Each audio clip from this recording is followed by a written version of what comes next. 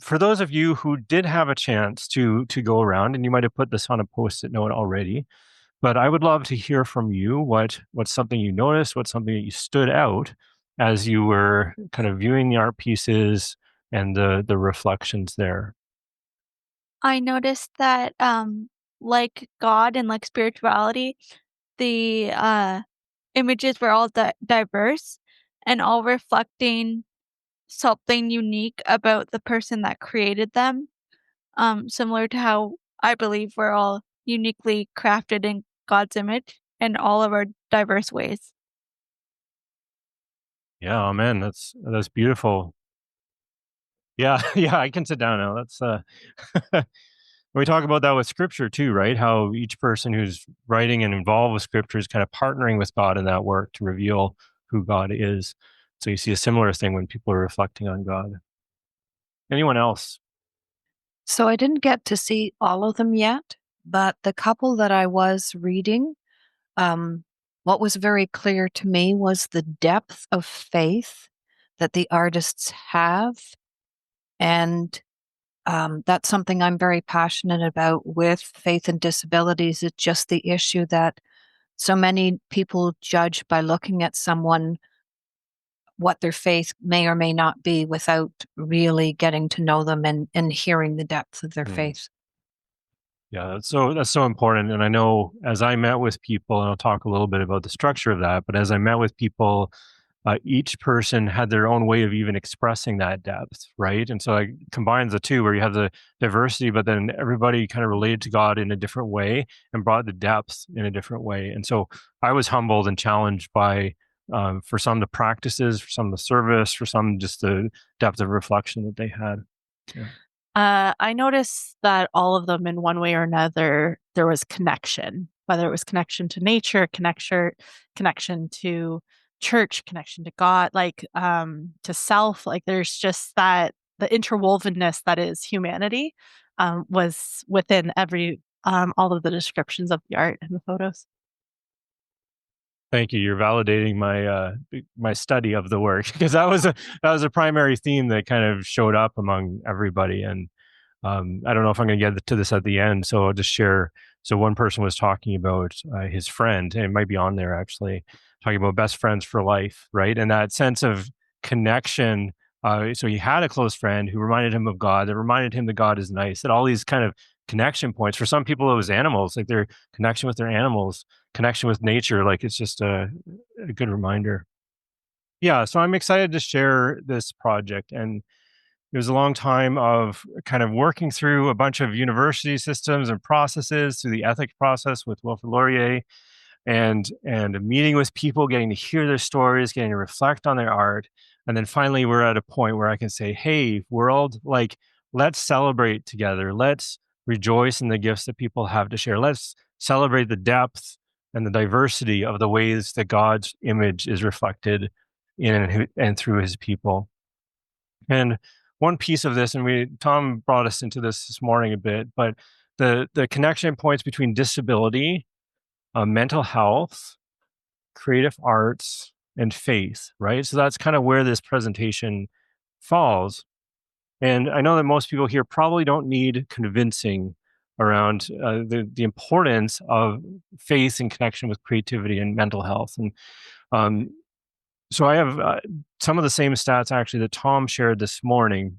Around 27% of Canadians have a disability. 10.4% of Canadians age 15 and older had a mental health related disability of some kind. And then for CARES Disability Services, we primarily work with folks with an intellectual or developmental disability. And those are the people that I worked with for the study. And over 9 in 10 people with a developmental disability also had one other type of disability. So whether it's a learning disability, or 66% also had a mental health related disability. So these things aren't in isolation, right? And so whenever we're thinking of people, they come as full people with all sorts of connection points, all sorts of intersections with gender, with sexuality, with race, with their cultural experiences, with the experiences of families growing up, right? These things aren't separated. And so I think as as we're thinking through what we heard before about the diversity of these representations, we need to be considering all these things together and just not as one-offs. And so I'm starting from a place of like, this is really important, and it starts hard. 1 in 4 people with a developmental disability have considered taking their own life at one point in time or another. They experience a lot of barriers when it comes to mental health supports, right? Getting into accessing mental health supports, or having the financial resources to be able to afford a therapist, those types of things. And so I want to share from one of our participants, Ray, and I want to be careful with his story here because it feels like a kind of a sacred sharing. So I'll talk a bit more about the methodology of the project, but basically we came together at the end of it all at Martin Luther University College. We were starting this art exhibit that was set up there, and we had an art and vespers service. Now, this art and vespers service was in a chapel, and it was a really beautiful time. I know a number of you were there. And but chapels, churches, those spaces can be really hard for some people who've been rejected in different ways, been asked to leave churches. And so Ray is one of those people who hadn't been in a church in a number of years because of the difficult experiences, because of the ways the church had treated him. And so it took a little while he really wanted to be a part of it. I mentioned it's in this chapel. It's not quite a church. It's in a university. But just walking through, like, you can come early, sending pictures in advance saying, are you really comfortable with? And so he did come, and it was such a blessing. And so at the end of it, I wanted to ask him, like, what would be your encouragement to churches? Like, you took this brave step. What would be your encouragement to churches around becoming more accessible? And here's what he had to say. Battery, about 70%. Oh, we're going to back this up. I also hope that this project makes churches more accessible for people who have disabilities as well as for people who are queer, and that they may be able to feel like they can go to church and not have to feel like they're being ridiculed or hurt. Churches really need to be accessible and understand that when words are words, and the saying sticks and stones may break my bones, but words will never hurt.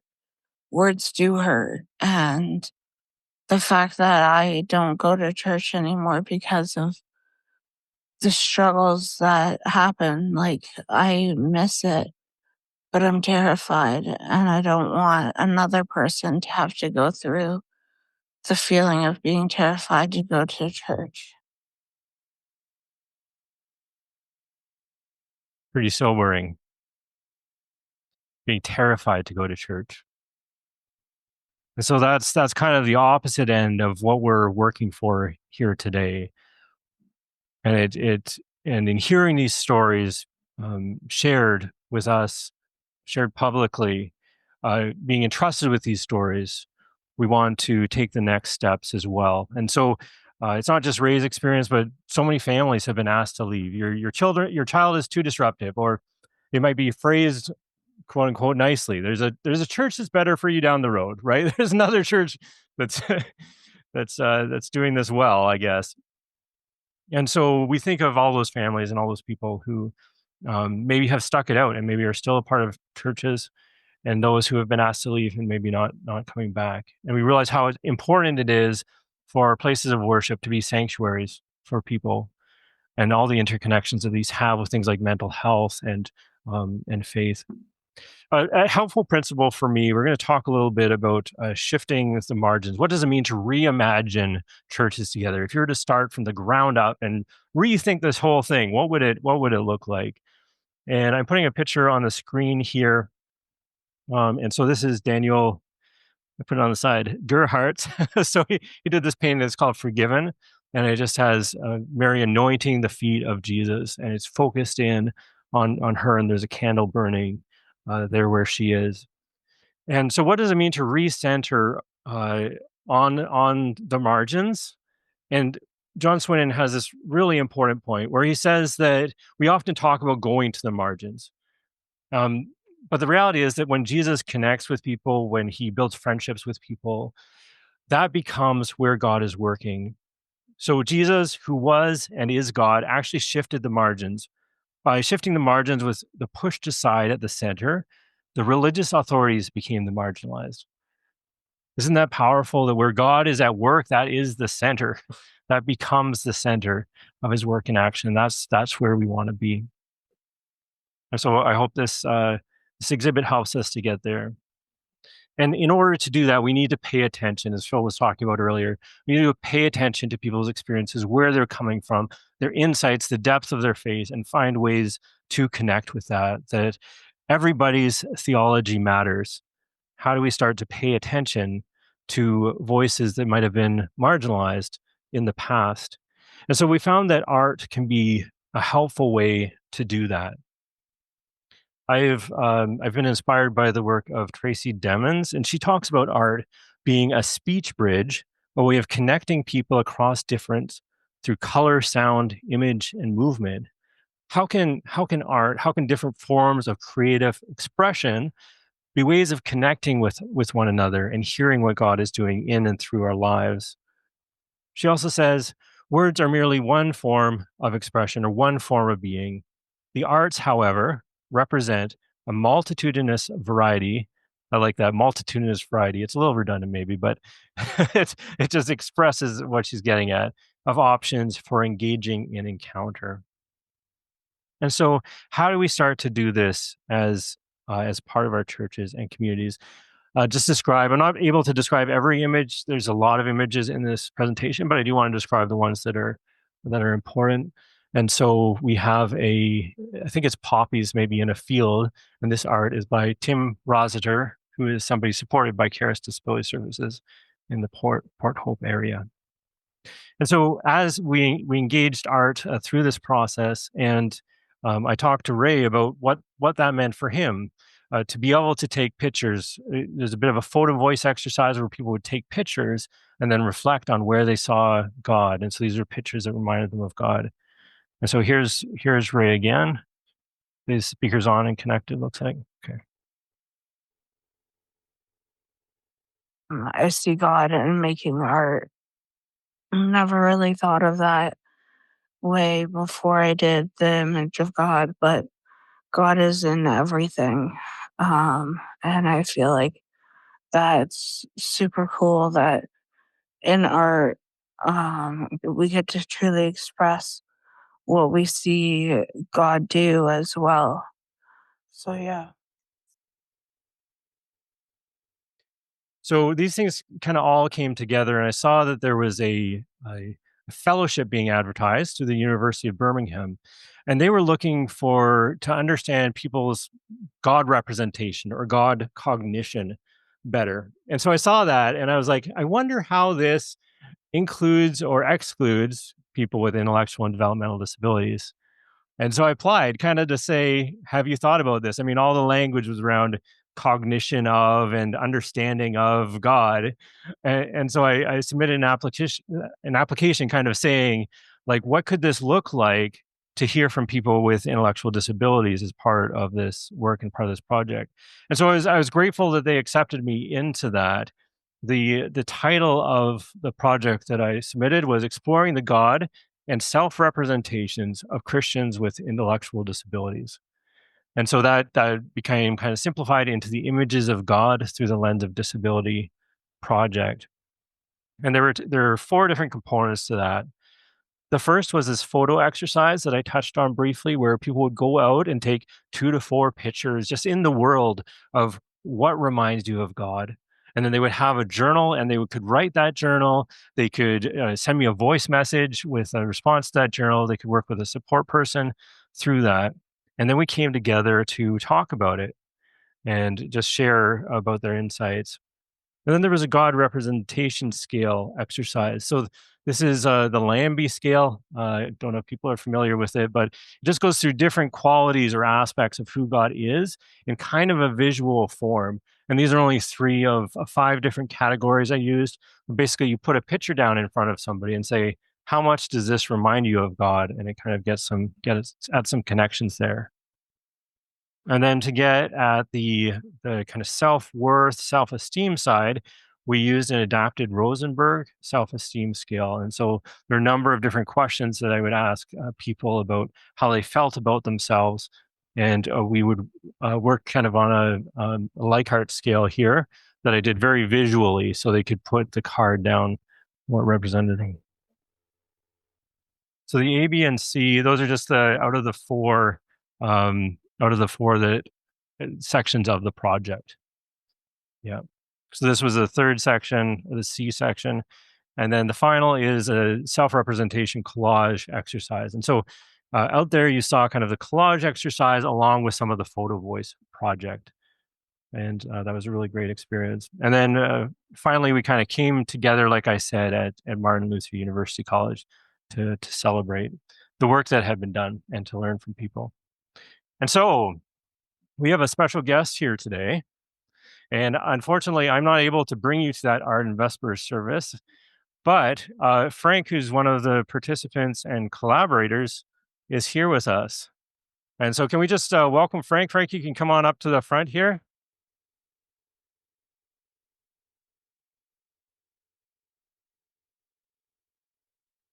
And I'd love to have an interview here with you, just to hear what you thought.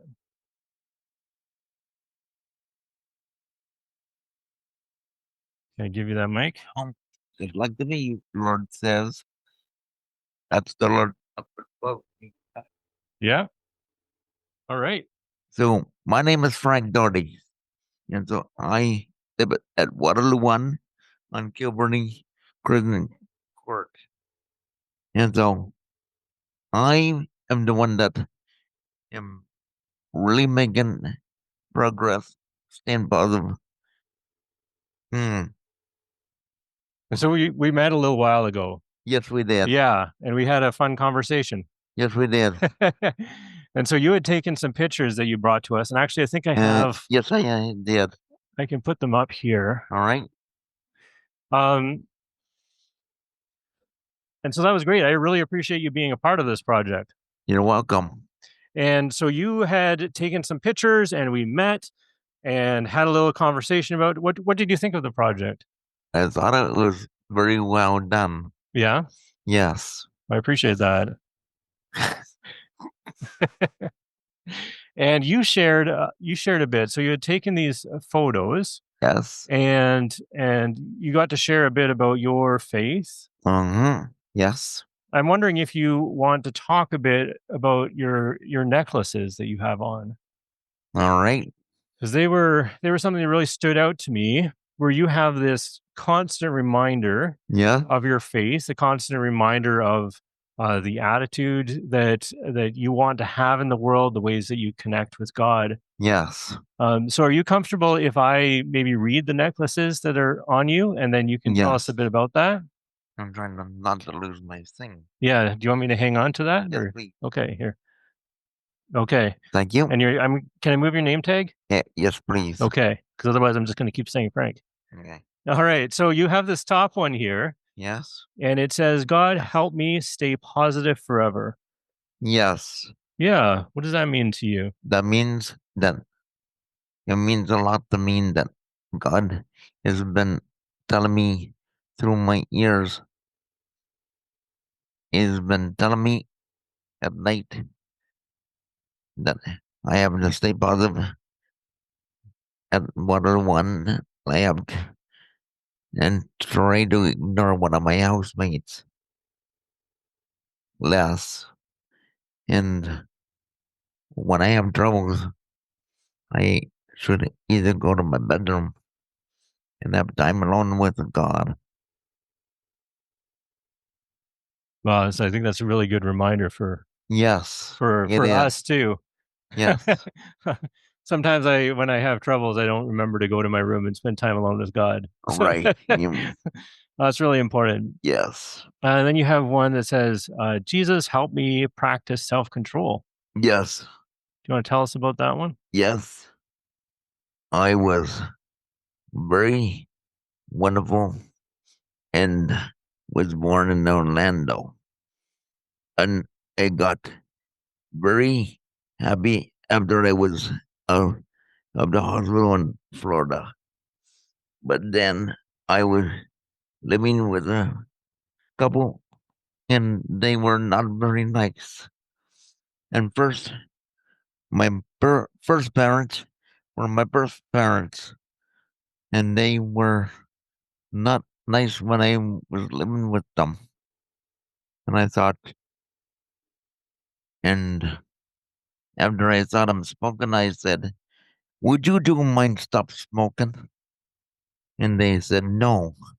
And so what I did was, when I was a little boy, after I was got out of the hospital and grew up to be 3.5, I picked up the phone and said to the police, "I would like for you to beware and be coming to pick me up in an ambulance and to arrest my birth parents because they are abusive ones." Mm. And so, and next, when I was sent to the London hospital, then I found that I was trying to cry out to some nurses and said, "I want to get out of this crib and get adopted." And so, and once I yelled, "I need a mother," and yelled out, "Mommy." So, and then there was a Canadian couple, lady and a man named George and Marg Doherty. And so they came to the nurses and said, "I heard a little boy call for a mother." And my Canadian family were working at this hospital in London. And so I was very happy when they were talking to the nurses about signing some adoption papers after I got abusive, then called for a mother. So I saw them first, well, second parents who were Canadian, and so I was anxious and looking forward to being out of that crib at 3.5 years old. Mm,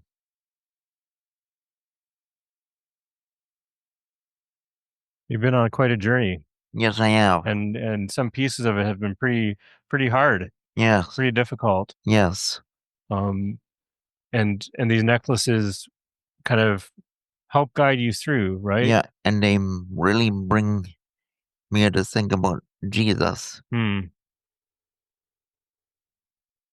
Yeah, and that can be hard when whether it's those memories or those experiences come Yep. up. So your last one here says, Jesus help me to stop worrying and to trust God. Oh, yes. And I do have lots of worries about things like dealing with my housemate, Les, and myself, because I have trouble with staying out of the way when our staff are trying to deal with him.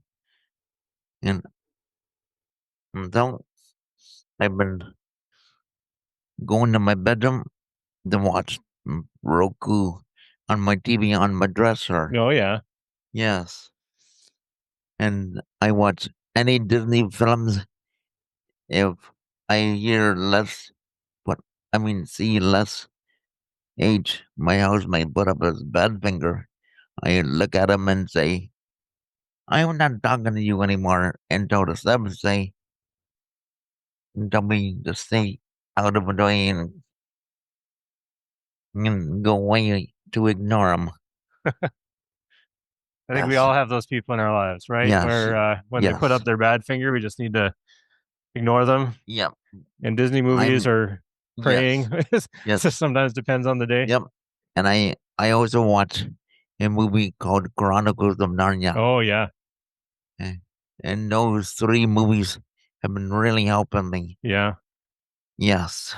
That's great. And so you have these different kind of sources of support you go to remind you of how you want to Yeah. behave, how you Yeah. want to talk, like staying Yeah. positive. Yeah. And that can be difficult when other people are around and not always Yes. doing what we want them to. Yes. Good. Well, thank you for sharing that. We have another picture up here that I'd love to talk about just quickly. And that Sure. is, so you've been through some really difficult times. Yes. And as I understand it, you found a good family Yes. in Canada, Yep. right? I did. And your Oh. faith. Yeah, sorry, do you want to say something? I was gonna say that Mark and George already had me for lots of years until I asked them, "Can I find a brand new home?" And they were saying they said yes. So we made a newspaper article that wanted to tell the group home and everybody in Kitchener what I was doing.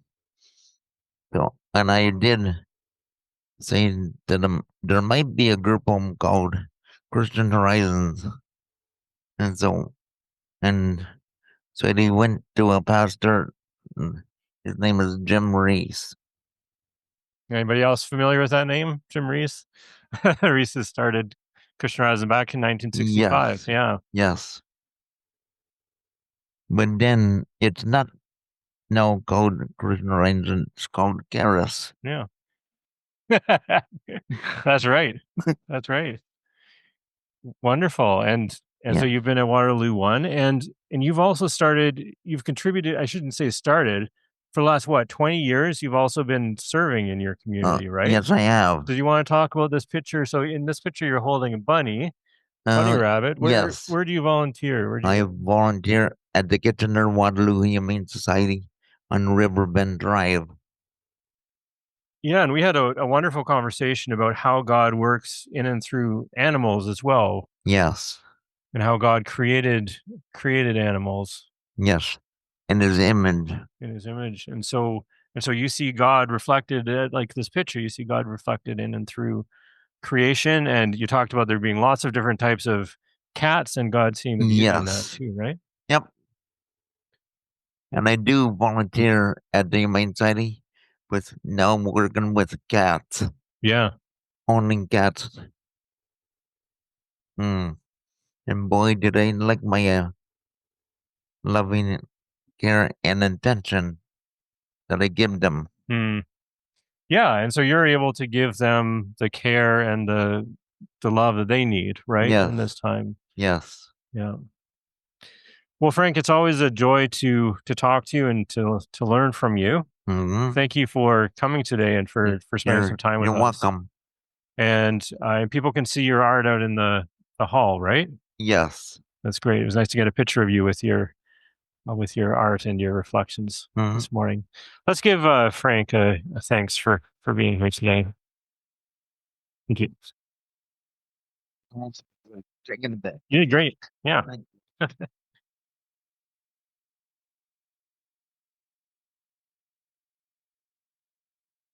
Yeah, so I would have loved to have brought each one of you kind of along with me on this tour as I talked with 11 adults with intellectual disabilities about their experience of God and faith.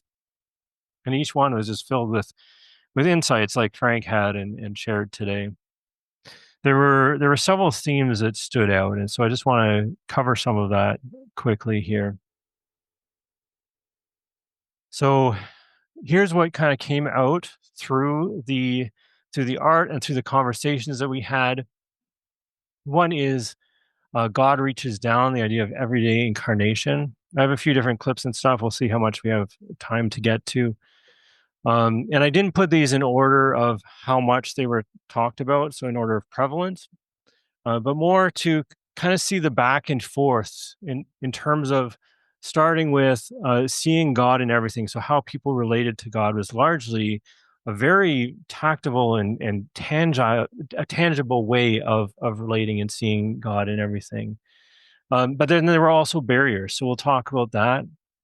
We talked a bit about best friends for life and the relationality, but then the flip side of that as well is grief and loss, right? And what happens when those bonds of connection are broken. Self-worth and spiritual transformation. So some folks had this sense of I can conquer the world. Frank, I think as you were coming in this morning, you're reminding people of how handsome you were. I think that's amazing. I think we need more of that spirit and energy in our world. And then finally, as we saw in Frank's story as well, I was helping the people. So living that faith through action and through service of others.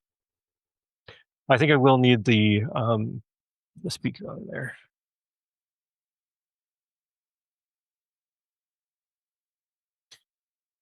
Okay, so you might need to back it off a little bit. Battery, about 70%. Okay, so the first one, everyday incarnation. I want to give you a little taste of what that looked like or what that meant. And so God reaches down. Patricia from Ottawa is going to remind us of how God works in and through creation here. There's some red, Right. brown, some yellow. So this is her picture on the right. It really stands out how you took that picture. It's right there. And red hands on top, matching the colors. Do that again. All has the voice hand, and if run it, it's on the double street and just the colors. He reaches Yeah. down and Green, you do different colors. Huh. The bottom. Right. Yeah. So you see God kind of actively You don't changing. see him. Different. Right, It's in right. heaven. Yeah. So he's in heaven and reaches down and changes The Changes colors the of the color. trees. Yeah, that's neat. I sort of describe the picture first. So we have a picture of a tree on the right-hand side, and you have the vibrant orange of the leaves kind of pierced by the blue sky in behind and the sun shining through. And so, yeah, Patricia is describing here God reaching down. And I heard your chuckles. She reminded me you can't actually see God. So that was a good clarification. But it just shows you some of the kind of nuance as you're working through people's lived experience of faith. That God is actively changing these colors, and there is a sense of this isn't a process that just happens on its own. God is actively involved in and through our world today. And that was reflected in a lot of different ways. And so Maria shared a photo of a squirrel and of a bird like a hawk. And her experience of taking those photos was that Jesus helped the squirrel to pose for me that day. The squirrels are always so excited. They're always moving around. She said, like little kids, they're always excited about something. And I was going out to take a picture, but Jesus helped the squirrel to pose. Jesus helped the bird to pose for me that day. Yeah, it's beautiful. It's and I think it speaks to a deeper truth than many of us realize at the moment of God working in and through our world. But then we have these kind of barriers that people encounter as well. And so I mentioned Maria and her posing squirrel. We're going to hear from her next. So 6 of 11 participants really spoke to the barriers that they faced. And there are different types of barriers. So the first one we're going to hear about is just the practical reality of trying to read a scripture. And the picture I have on the right here. So Maria is a fantastic artist from Toronto. And there's a picture of Jesus on the right-hand side with just vivid reds and blues and yellows and browns of him on the cross and is bleeding. And we had a rich conversation about what that meant to her as well. But here she's talking about her experience reading the Bible. So that was one of the ways that you learned about Jesus and about God and with the movies and TV shows and reading the Bible. Right. Yeah. Yeah. Do you still do anything like that? Do you watch movies or? Yeah, I still watch movies with my mom. Yeah.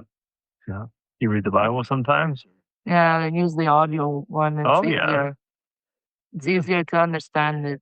Right. But the regular Bible's too confusing. Too many numbers in the book. Yeah, it's got all those little numbers before the verses. And I hear you. I often use the audio Bible as well. Yeah.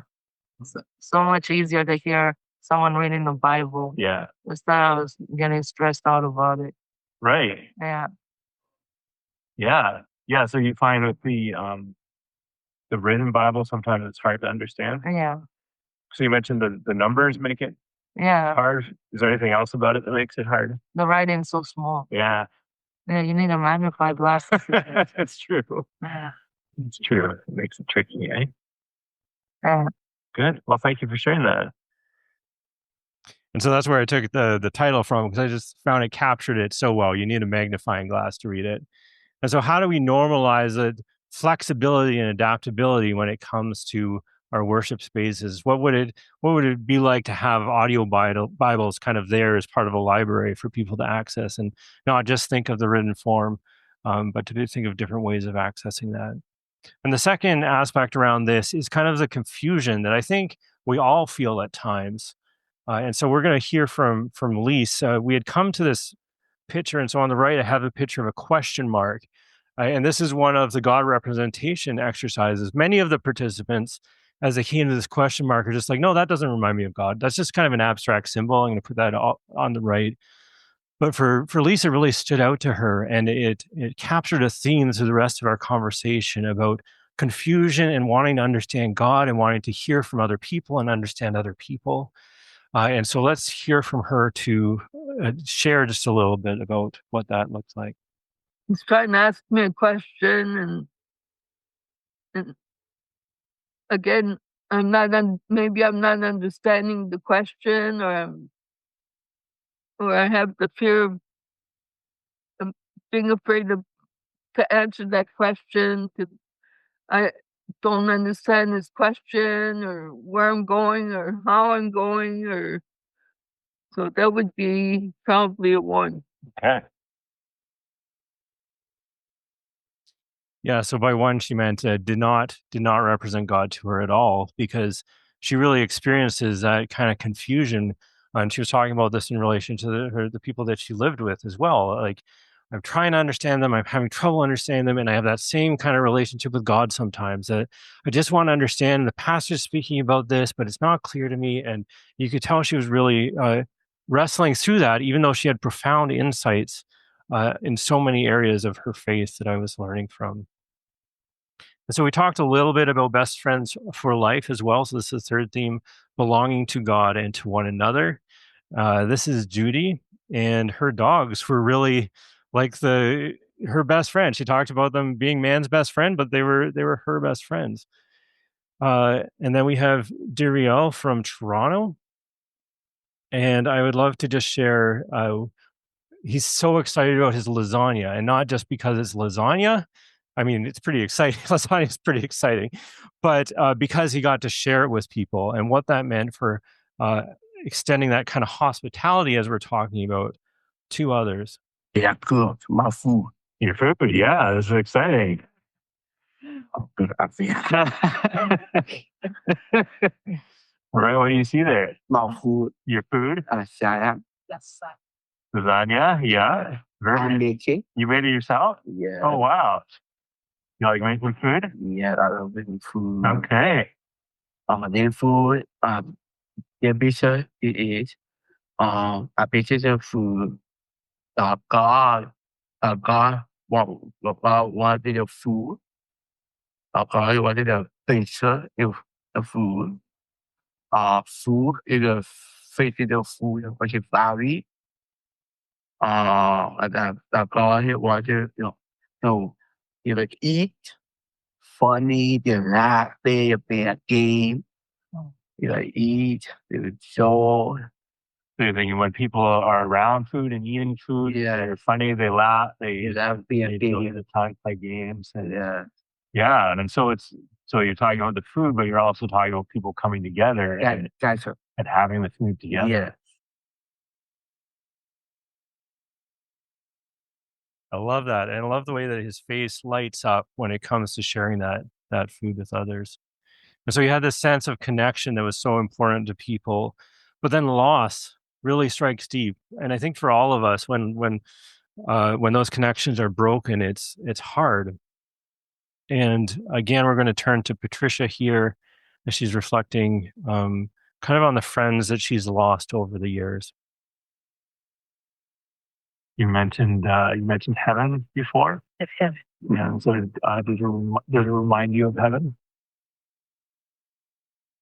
We're going from the clouds to the sun. That is heaven. Mm-hmm. Walk on the clouds, did you say? Yes. Yeah, very cool. Go into heaven. Yeah, yeah. Put all our friends up there. You have friends up there? Yeah. Which friends are you thinking of? There's Marie, Debbie, Ruth, Lydia. Mm. It's quite a few. Yeah. Yeah, you can My think of aunt. your aunts, Grandma. right? You can think of your friends, family in heaven. Yes. And, One day we'll see them again. right. Yeah, and so this picture helps remind you of that. Yes.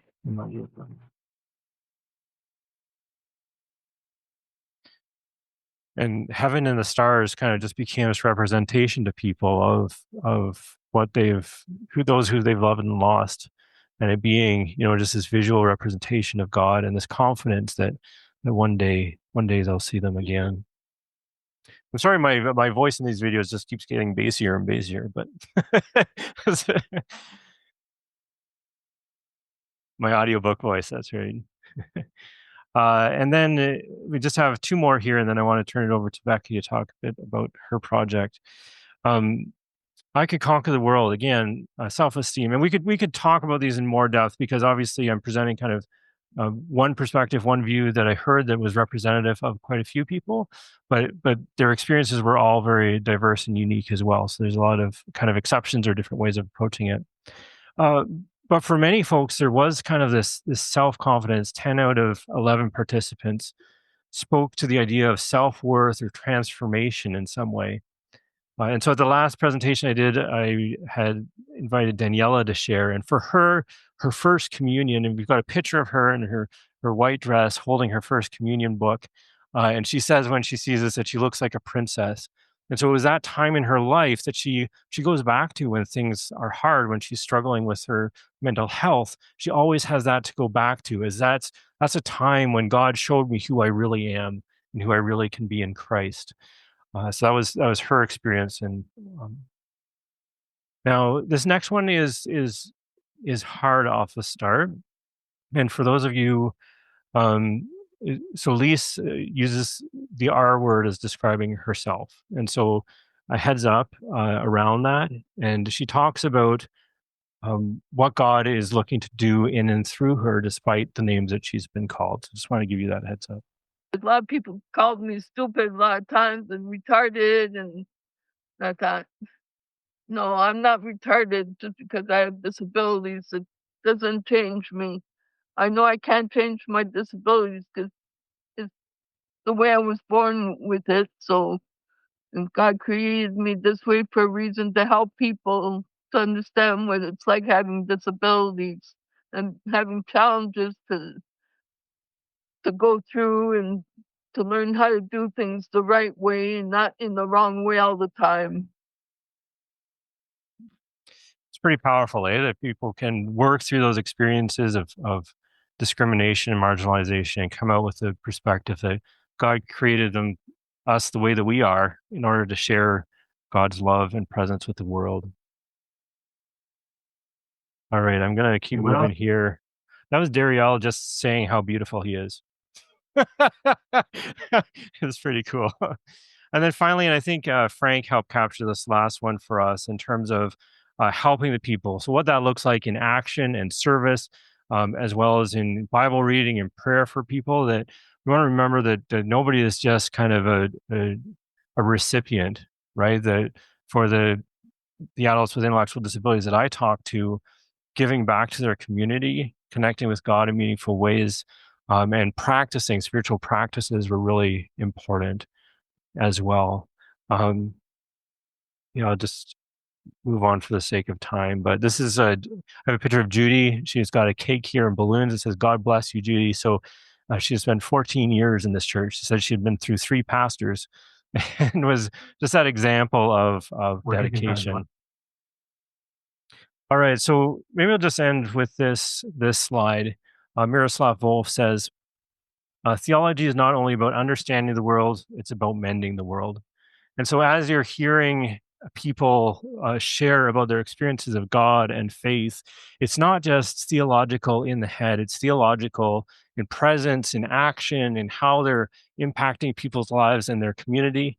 And I really do believe that if we pay closer attention, it helps to mend the world, maybe literally the ecology of the world as we see God in the sunset, maybe practically in the lives of animals. And Michelle is looking to start a service kind of supporting dogs in Ecuador, right? So there's practical applications of that. It becomes more accessible for all of us as we hear the kind of those pain points that people have in their experience of church and their community. I think it just makes it better for all of us when we start to pay attention to these voices.